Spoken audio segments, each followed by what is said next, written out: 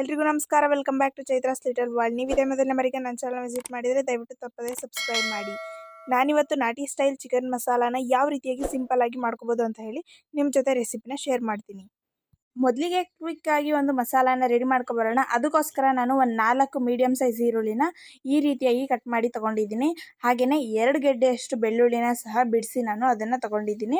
ಮತ್ತು 2 ಇಂಚಷ್ಟು ಶುಂಠಿನ ಸಹ ಕಟ್ ಮಾಡಿ ತೊಗೊಂಡಿದ್ದೀನಿ. ಒಂದು 5-6 ಹಸಿಮೆಣಸಿನ್ಕಾಯಿನೂ ಸಹ ತೊಗೊಂಡಿದ್ದೀನಿ. ಒಂದು 4 ಚಕ್ಕೆ, ಹಾಗೆಯೇ ಒಂದು 4 ಲವಂಗ ಮತ್ತು ಒಂದು 2 ಟೊಮೆಟೊನ ನಾನು ಕಟ್ ಮಾಡಿ ತೊಗೊಂಡಿದ್ದೀನಿ. ಇಷ್ಟನ್ನು ಸಹ ಮಿಕ್ಸಿ ಜಾರ್ನಲ್ಲಿ ಸೇರಿಸ್ಕೊಂಡು ಅದಕ್ಕೆ ಸ್ವಲ್ಪ ಅರಿಶಿನ ಪುಡಿನ ಸಹ ಸೇರಿಸಿ ರುಬ್ಕೋತಾ ಇದ್ದೀನಿ. ನಂತರ ನಾನು ಒಂದು ಕುಕ್ಕರ್ನಲ್ಲಿ 100 ml ಅಷ್ಟು ಆಯಿಲ್ನ ಹಾಕ್ಕೊಂಡು ಅದಕ್ಕೆ ನಾನು ಸ್ಲೈಸಾಗಿ ಕಟ್ ಮಾಡಿರ್ತಕ್ಕಂಥ ಒಂದು ಈರುಳ್ಳಿನ ಹಾಕಿ ಅದನ್ನು ಚೆನ್ನಾಗಿ ಫ್ರೈ ಮಾಡ್ಕೋತಾ ಇದ್ದೀನಿ. ಅದಕ್ಕೆ ನಾನು 1 kg ಅಷ್ಟು ಚಿಕನ್ನ ನಾನು ಸೇರಿಸ್ಕೊತೀನಿ. ಅದನ್ನು ನಾನು ಕ್ಲೀನಾಗಿ ಅರಿಶಿನ ಪುಡಿ ಹಾಗೆಯೇ ಉಪ್ಪನ್ನು ಹಾಕಿ ಚೆನ್ನಾಗಿ ವಾಶ್ ಮಾಡ್ಕೊಂಡಿದ್ದೀನಿ. ಇವಾಗ ನಾನು ಅದಕ್ಕೆ ಸೇರಿಸ್ಕೊತೀನಿ. ನೀವು ಈ ರೀತಿಯಾಗಿ ಚಿಕನ್ ಮಸಾಲಾನ ಮಾಡಿಕೊಟ್ರೆ ಎಲ್ಲರೂ ಸಹ ತುಂಬಾ ಇಷ್ಟಪಟ್ಟು ತಿಂತಾರೆ. ಚಪಾತಿ, ರೈಸ್, ಪೂರಿ, ದೋಸೆ ಎಲ್ಲದಕ್ಕೂ ಒಳ್ಳೆ ಕಾಂಬಿನೇಷನು. ನಾನು ಇದಕ್ಕೆ ರುಬ್ಬಿರ್ತಕ್ಕಂಥ ಮಸಾಲವನ್ನು ಸಹ ಹಾಕಿ ಚೆನ್ನಾಗಿ ಫ್ರೈ ಮಾಡಿಕೊಂಡೆ. ಈ ಮಸಾಲವನ್ನು ಹಾಕಿದ್ಮೇಲೆ ನಾವು 2-3 ನಿಮಿಷಗಳ ಕಾಲ ಹಾಗೆಯೇ ಫ್ರೈ ಮಾಡ್ಕೋಬೇಕು. ಅದು ಹಸಿ ವಾಸನೆ ಎಲ್ಲ ಹೋಗಿ ಚೆನ್ನಾಗಿ ಫ್ರೈ ಆದಮೇಲೆ ಒಂದು ಸಣ್ಣದಾಗಿ ಕಟ್ ಮಾಡಿರ್ತಕ್ಕಂಥ ಟೊಮೊಟೊವನ್ನು ಸಹ ಸೇರಿಸ್ಕೊಳ್ಳಿ. ಇದೇ ಟೈಮಲ್ಲಿ ನೀವು ಕ್ಯಾಪ್ಸಿಕಮ್ ಇಷ್ಟ ಇದ್ದವರು ಕ್ಯಾಪ್ಸಿಕಮ್ ಸಹ ಸೇರಿಸ್ಕೋಬೋದು.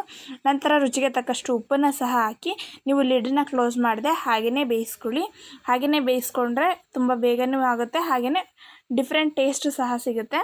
ಟೈಮ್ ಇಲ್ಲ ಅಂತಂದರೆ ವೆನ್ ವಿಷಲ್ನ ಸಹ ಹಾಕೋಬೋದು.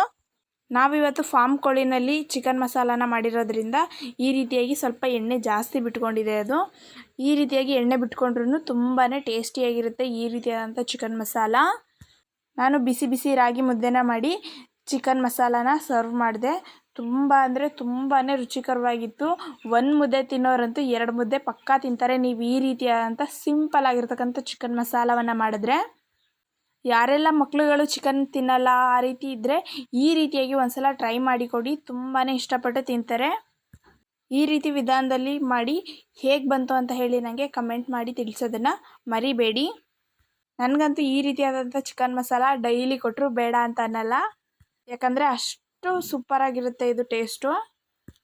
ಕೋಳಿ ಗ್ರೇವಿ ಜೊತೆ ಮುದ್ದೆ ಇದ್ದರೆ ಬೇರೆ ಏನು ಬೇಕು ಹೇಳಿ, ಅದೇನೇ ಸ್ವರ್ಗ ಅಂತ ಅನ್ನಿಸುತ್ತೆ. Thank you so much for watching.